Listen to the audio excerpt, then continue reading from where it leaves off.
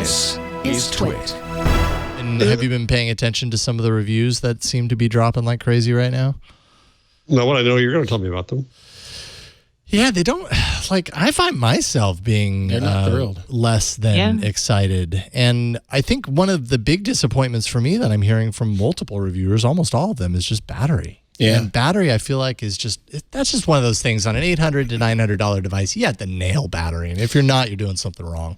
But the 90 hertz display, I'm sure it looks great. But is that really necessary? Do we really need 90 hertz on our phones? Necessary, no, I would say. No, but they put it in there. It doesn't even work all the time. They put it in there, and then they turned it off because they know it's going to just kill the already small battery. Well, the weird thing is it only works when your screen is on full brightness or like above 75% brightness. Right. So if like you really have to make that choice, like I want no battery life. Mm-hmm. It's the anti-dark mode.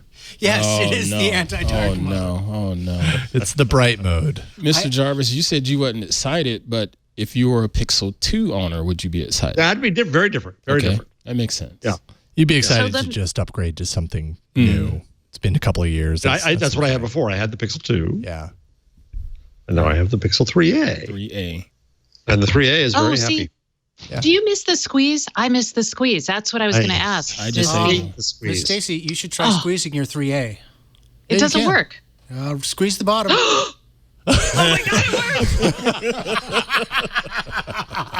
works! Oh, that's perfect. Oh, man. Yeah.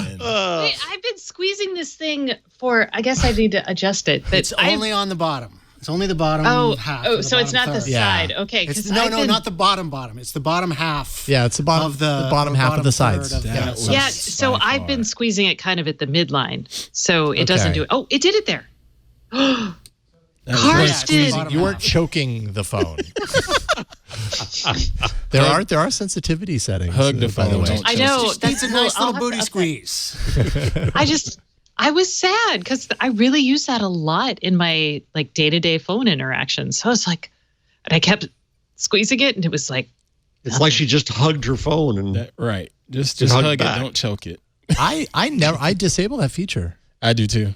Yeah. I hit it. I just found like no matter what sensitivity I had it set to, it would fire when I didn't want it to. Same here. And I was just like, God, stop it. Like, I don't need you all the time, assistant. I don't need you right now. All right, same here. So I think after 5 years of carpal tunnel, maybe my hand grip strength is so weak that I never unintentionally squeeze it. But apparently I can't even squeeze it when it's there. But like, it's so great because I hate talking to my phone because I set off everything in the house. And so the squeeze is just like, I see. Okay. Do something. I can just imagine 100 devices saying, yes, Stacey, yes, Stacey, yes, Stacey, yes, Stacey. Yeah, you hear. They also just added the drag from the bottom right corner. Oh, yeah, in order to launch annoying. the assistant. I think I have that on mine. Swipe up on it? Oh, yeah. I could show that if you really want to see it. Yeah, so you have to kind of go in a diagonal from the bottom. Nope. And that does your assistant. Okay. I never really got into the gesture UI on my phone. I just like it old school. And so this is the Pixel. This is 2. This is the 3? 2. This is the 2. Okay. But everybody at home uses the gesture interface. I turned it off, and I just like using the old stock button. And on the 4, which you will be getting at some point soon here too, you do have the ability to opt for the 3 button versus the gesture. So that's still there. I'm not savvy enough for gestures just yet in the new Jedi. But you phone. won't get, if you do that, you won't get the super assistant. Yeah, right. So that's kind of crazy, right? Like right now, there was news that at least with the Pixel 4 at launch, if you don't have gestures activated, then you can't access assistant. Makes no sense. That makes absolutely no sense. You still get assistant, but you don't get not super assistant. The awesome super the one assistant. the continued conversational version. Is that still what like you're talking what? About? Yeah. If it can trigger one, why can't it do the other? What is super assistant? I feel so lost. You get continuing conversations. You get something else. I don't know. They talked about it at the. It's a lot more contextual. It's more it's resident on the device. Right. Yes, exactly. More of it's on device, so you get a little bit of the faster response. So what? It like reverts to old dumb assistant? Like, oh, you're not using. You just That's called so this weird. dumb. You just got the footman, not the butler. Yes. So this is a trend I think we're going to see more and more, especially as some and you people can't have G Suite either. Right. Oh, right. And yeah. That's about to go psycho. That's on for too. you, Jeff. Yeah. Not only that, like you can't have it on your device at all. It's not that you can't have G Suite account as your primary account. It just can't be there at all. Otherwise, Can't be there at all, which is just That's what so Google. weird. These are the people who pay you. That is so weird. yeah. So it's probably to do with like the limitations around G Suite are mostly about things like privacy and parsing the data. So it could be the way that Google's handling that data is not compliant with what they've told their professional customers who want their data to be kept secure. It's not for folks like you and me, Jeff. It's for folks like corporations, if that makes sense. I know, but they're Google. They have quantum supremacy. They could fix this. Yes. Why not? I want so badly. Like I recommend to everyone. They're like, should I do G Suite? And I'm like, are you a Google user? Then no. Don't. There's no point in it. Yeah. What other option would you suggest for a professional who wants to have like a small but high-end productivity suite? Please don't say Microsoft. Yeah, that's about it. Good question. That's about it. That's about All it. right, And if chat you're room. like me, if you're on a Chromebook Yeah, and you want to have your own domain, Yeah. Yeah. that's about it. I can't think of anything else that would be seamless day to day. It's just kind of baffling to me how the G Suite over the years is always the punching bag for stuff like this. never like fixed this. continually the punching bag. It never gets any better for G Suite users. Meanwhile, they're the ones that are paying. And I noticed the And chat room Googlers says have the same Office problem. 365. Yeah.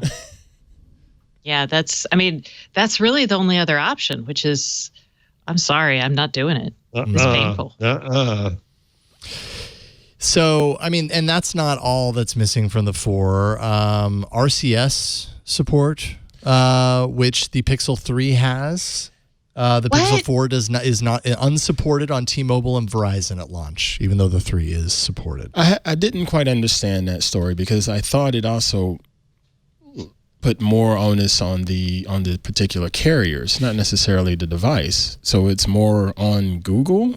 No, it's about the carriers. It is about the carriers. It is the carriers. Absolutely. Because the headlines that I've been seeing have read as if this is Google's fault. They screwed up and didn't make this available. When I always thought it mattered most on the network, not necessarily on the. You could say that if this was a big priority for Google, a big enough priority for Google, Google would have made whatever relationship, or management that they needed to do with the carriers to make sure. Although the carriers, they could say this is not a device that's going to sell in the billions, so who cares? So Shut up. right. So why do they care? Yeah, there's that.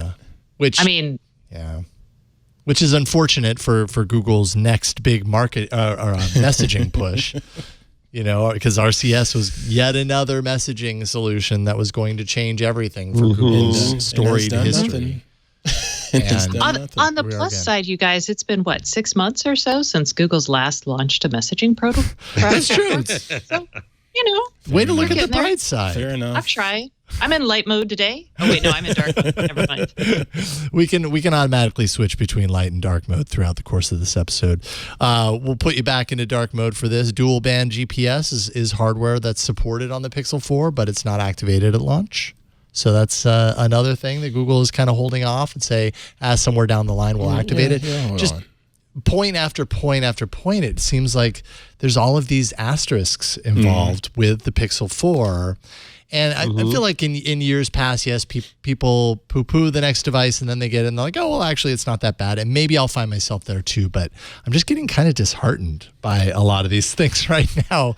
And maybe that's because I just don't have it in my hands yet. Well, that's the difference. You need to see what works for you and your personal experience on it. All these reviews that have been out there the last couple of days have been pretty downing. And I get it for the most part, but I don't want to just put all of my stock in those just yet. Because, for example, MKBHD, as big as he is, he has a different perspective when it comes to these devices and a use case. I remember him making a comment right at the end of his video, basically saying, most people I wouldn't recommend this phone for. And so I wanted to ask him, how do you define most people, and what is the phone that you're going to recommend? What is the cutoff? Yeah. You know, is it the iPhone? Okay. Why? Is it the Galaxy Note? Okay. Why? Sure. You know, but coming from someone who has the reach and the respect in the industry, you know, as MKBHD does, and he's kind of been a pretty big fan of the Pixel phones up until now. So for him to say, like, I have a hard time recommending this for everyone, that's kind of a big deal in my mind. And see, when he went into the rant about the 90 hertz display, and then you top that off by saying most people, do you really think most people know what 90 hertz on a display is? Most people probably aren't even going to know that the 90 hertz display is going on or going off, you know, depending on the brightness setting, whatever that is. Right. So that's why I'm like, why wouldn't he recommend it for most people? You know, just for little comments like that. But I'm not taking a dig at you, Mr. Brownlee. I'm just curious if you even get this message.